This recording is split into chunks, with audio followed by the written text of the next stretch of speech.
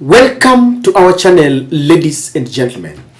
A few weeks ago, we witnessed the demolition of structures of the residents of Mavoko in Machakos County. These demolitions really rocked a lot of debate, and the leaders from Ukambani condemned William Ruto for hoodwinking the hustlers that he was going to stand with them. And only 1 year into office, then he reneged on his promises and he decided to allow forceful eviction, and he brought down structures of those who had really worked hard to ensure that they had their homes. Now this has been debated in social media, in the mainstream media, wherever people are, because as we speak today, people are living in fear.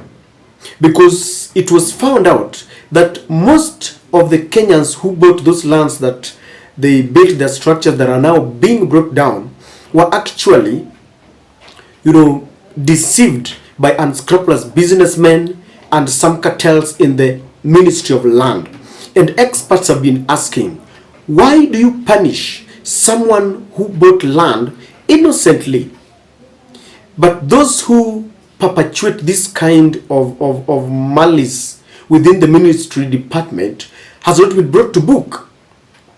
And with all the debate that is going on, William Ruto has made a U-turn.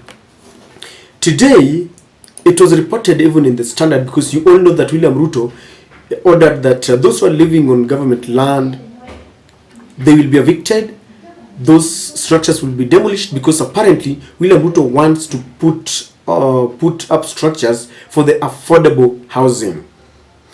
But today it is reported in the Standard that President William Ruto has directed that Kenyans residing on government land and willing to pay the market value be spared from losing the homes through demolition. And I think that is a good move, because I remember the East African, Portland company that demolished the structures in Mavoko did that, then towards the tail end announced that they were now selling those structures, and they were willing to give the current residents, priority, so that if you are able to pay, you go ahead and pay. And people were asking, why could they do that before they demolished people's structures?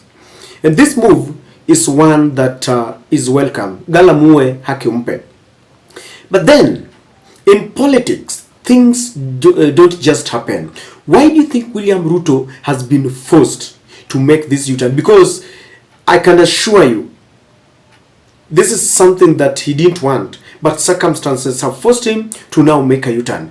I want us to look at just 3 or 4 reasons why William Ruto has decided to make a U-turn. Before we do this, if you are watching our channel for the first time, allow me to request you to subscribe to our channel and click the notification bell. To all our able supporters, I would like to take this opportunity to say thank you very much. Ladies and gentlemen, one of the people who has forced William Ruto to make a U-turn is his deputy president. Last week, or about 2 weeks ago, there was demolition that was taking place in Nyandarua County. Rigathi Gachagua went to one of the churches on Sunday, and he really criticized the manner in which those demolitions took place. If any of our police formations want to do some work in a county, wafike hapo kwa county kwanza, wapige ripoti to the local police station. Waseme tu kwa area tumekuja kazi hii. Ndio waambiwe vile area hiyo inakaa. That is a standard operating procedure of the police. There is no policeman who can come from Nakuru to come and supervise the demolition of structures and kiosks and shops without having a conversation with the local security committee. And I've told the MD of Kenya Railways, we don't want to hear that nonsense again. If for a reason or another, people must give way. There must be a discussion. Nao viongozi wamechaguliwa wahusishwe. Hawa ndio wenye kuwakilisha watu. MP akuwe hapo, MCA akuwe hapo, women rep akuwe hapo, senator akuwe hapo, governor akuwe hapo, wazee wa nyumba 10 wakuwe hapo. Hiyo maneno izungumuzwe, tuseme watu watahama wakati hiyo ama ingojwe tupange. You are spot on, viongozi wa Nyandarua. Now if you listen to that speech very carefully, it is like a government criticizing a government. This is what William Ruto used to do during the Ruto government. Because back then, William Ruto was acting a victim, and he really evoked a lot of sympathy from Kenyans. He said he had been, pushed to the periphery, and he lied to Kenyans that it was Raila Amolo Odinga who was doing his work, that Raila Amolo Odinga became the special advisor of Uhuru Kenyatta, and people sympathized with him, notwithstanding the fact that he was still taking the salary of a deputy president. And that takes me to the second reason why he has made a U-turn. After the demolitions, Kenyans are very funny people. They went to the archives and they retrieved the promises that William Ruto gave to Kenyans, where William Ruto was saying that in his government, people will not be messed up with. No demolitions will take place. Hakuna tena mambo ya evictions katika Nairobi. Kama kutakuwa na maneno, ni maneno ya relocation ambayo itakuwa ni kwa utaratibu, bila ya mwananchi kuvunjiwa nyumba. Uwezi kutoka nyumbani alafu unarudi jioni unakuta masufuria barabarani na blanketi sijui imekaa wapi. That one will not happen again. We want to make sure that we are an orderly, humane society that respects the right of everybody, irrespective of who they are or irrespective of their financial status.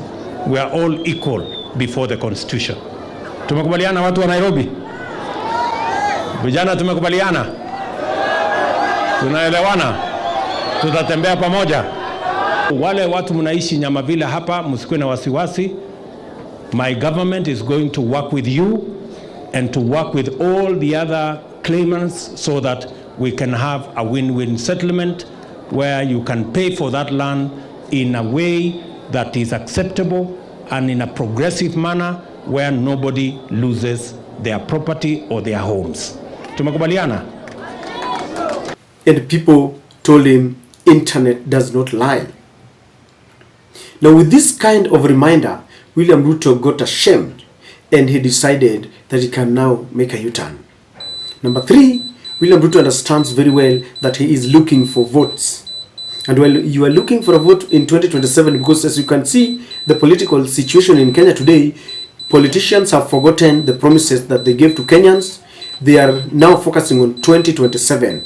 And William Ruto is trying to, he's on a charm of offensive in Nyanza, in the coast, in Western, everywhere. And is trying to ensure that he gets a chunk of votes from especially the regions that never voted for him. Now, considering that the people who have got structures in the land that he's talking about are also coming from the very, very places, I believe he does not want to interfere with him. And of course, to go with this point is the fact that William Ruto has been told by the intelligence that if there is a disease that is rocking his government, is this kind of unkept promises, where you tell people you will not demolish, then 1 year down the line, you've made a U-turn and you want to demolish their structures. So that is why he has decided. Number 2, or this is the last point rather, in the case of the Kirima land, because I also understand that people might not be evicted after all in that Kirima land, even though that is private property. There seems to be another twist, that that land might not, after all, have been the Kirima's family's land, because the Embakasi East constituency, Babu Owino, has come up with another revelation, and is saying that the original owner of the land is an Italian, and they have brought him, and he's saying he used his money, they have brought him into the country, and they are saying they are taking the battle to a court of justice, and they want to prove to the Kirima family that this is not their land. With this, I know they cannot rush to evict people because there seems to be new evidence. And so, ladies and gentlemen, I think for the first time, I want to agree with Ruto. I always don't agree with him on very many things, for those who follow this channel, especially when he now decides to dance to the Western tune. But on this, I agree with him. The only thing that we need to do is to ensure that we have a policy that the one that will protect buyers and ensure that the unscrupulous businessmen and the cartels in the lands ministry are brought to book, so that you don't invest in fear. There are young people who have saved and they lose their money when those bulldozers come and demolish their structures. I don't know what you think, but that is my take.